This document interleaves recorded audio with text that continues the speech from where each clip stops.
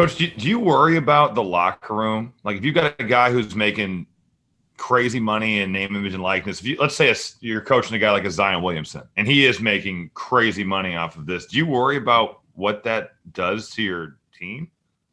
Yeah, no, I think all those are real issues. I wear my shirt with our pillars, and that one right there, unity. And then how do you have great unity? You have gratefulness or thankfulness, right? And I think there's some real things. You can play out all those scenarios if it happens the way it does, where guys have been in your program for a couple of years that are established and contributing, and then someone new comes in and they're not, and then how does that all play out? Interesting. Tina Thompson's our women's coach.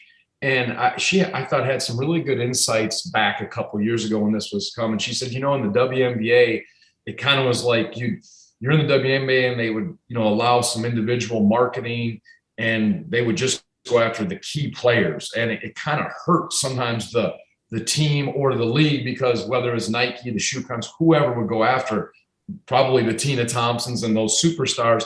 And there wasn't as much opportunities for things, and it just created some of the things you're getting at. So I think that stuff could all be real, but your hope is we won't know. There's so much uncharted waters with this, but and everyone's different how they're going to go about this. There's different markets, what opportunities are there. I mean, what is market value? It's going to take, we all know, we're wise, at least this is maybe some people have market value with social media and all that, but it's probably going to be I don't think I can get in trouble for saying this, but maybe I can, maybe I should just shut up. But I think donors are going to give and say, all right, there are ways to help do things. And it's just how it's going to be, because I've talked to agents. I remember back in those days, it's hard to get market value. It's hard in today's economy to just say, oh, this guy has got so much market value. There's so few of those. So there's other ways that it's going to take, in terms of that, and that affects the whole balance of it. Imagine Hummel's market value back at Purdue. He would have gotten paid, right, Rob? Trying to rub it in here or something? Or? We gotten a free lifetime subscription to the hard hats. Whatever the boiler hard hat. Purdue Pete just racking it up. Coach, it's not just a national landscape that's shifting. Your league is changing a lot. With next year, Coach K will be gone. Now Roy Williams is gone. What's the ACC going to look like here? Yeah, I think obviously it appears already that, the recruiting that Hubert and, John have done at Duke and Carolina. They just, that's such because of what, the reputation, the history of what Coach Williams has established, Coach Smith, all the coaches before, obviously Coach K at Duke. It's such a powerful brand. It's such a historic or prestigious place. So the talent seems to be coming in, but it'll just look different. There's a change. I've heard some people say, and I don't know, I'd be curious your guys' view on it.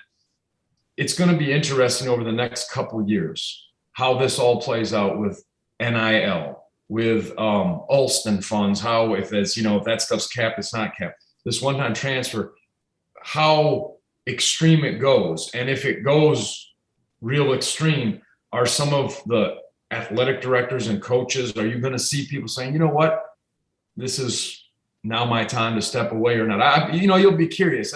I think you sometimes can overreact. You can always assume the extreme, this is what's going to happen. And I think it's best just to pause and see how this really plays out. Now you're hearing some impressive stories, but it's like on the recruiting trails. Oh, you hear, I think sometimes, they're doing this to get this guy, and who knows what's true and what's not. And sometimes it's best not even to worry about it until you know some facts, and then you just move forward and make some assessments. But that could be a possibility. How much are you talking? Like, I don't know what you're allowed to do. Everybody, I feel like, has different rules on what they're allowed to do within their maybe state or within their institution. Are you guys allowed to talk about NIL at all to any of these recruits or even current players? Like, what are you allowed to do now? Beats me. No, it's so hard to know. I think some schools that we recruit against, and that's not wrong, that's the main point of their pitch when they're recruiting. It's all centered around it. This is your market value. This is your brand. And some, I think, families or recruits come in, and that's a huge part of it.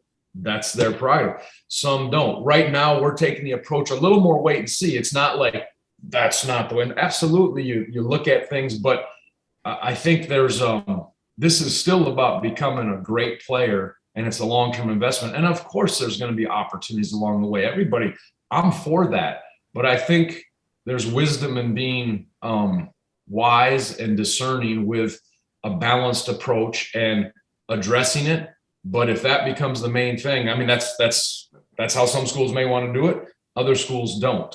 Right now, it's just, this is an opportunity we sell, and we'll see what happens. And that's why it's a little early. And I don't even know what the deals are and what players are getting. You read some, but I think it's like what I was talking about, Tina Thompson. I don't think it's quite the way people thought it was going to be as of yet.